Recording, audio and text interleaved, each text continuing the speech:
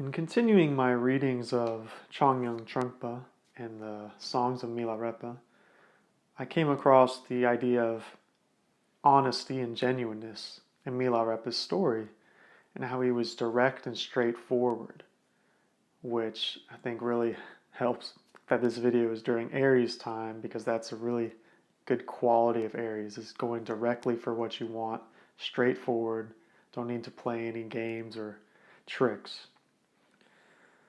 But the focus of this video is more on what do we mean by spiritual honesty?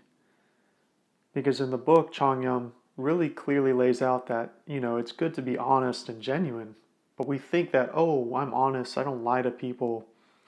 Why don't I get what I want? I'm a clear, straightforward, good person, no lies. But that's not the kind of honesty that we're talking about, that I'm talking about. To me, spiritual honesty is honesty with ourselves. And takes a long time to cultivate. It's a lifelong process, I feel.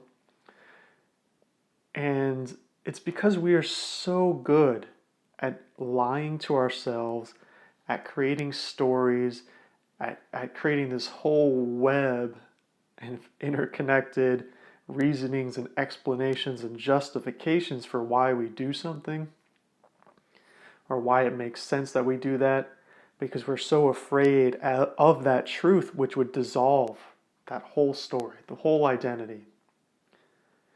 So what do we do about that?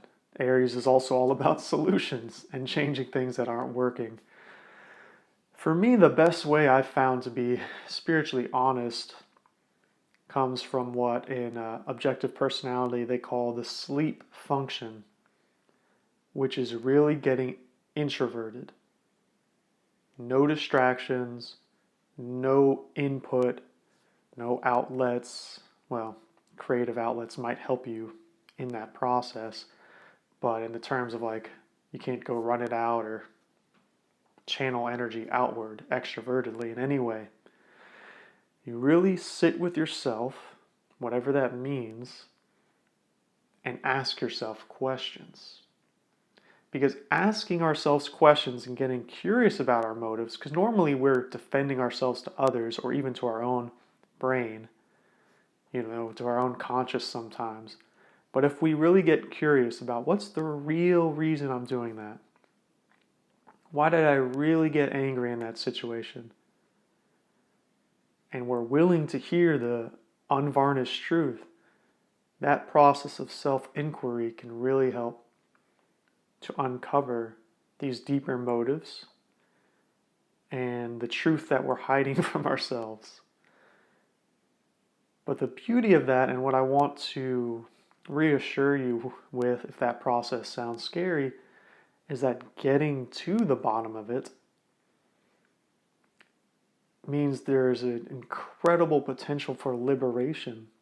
There's so much energy that goes into this pattern of protecting and weaving and overlapping that truth, that once we get to it and we learn something new about ourselves, and therefore things change, which is the scary part, but all that energy going into the web fades away and is freed up for you to have more vibrancy in your life.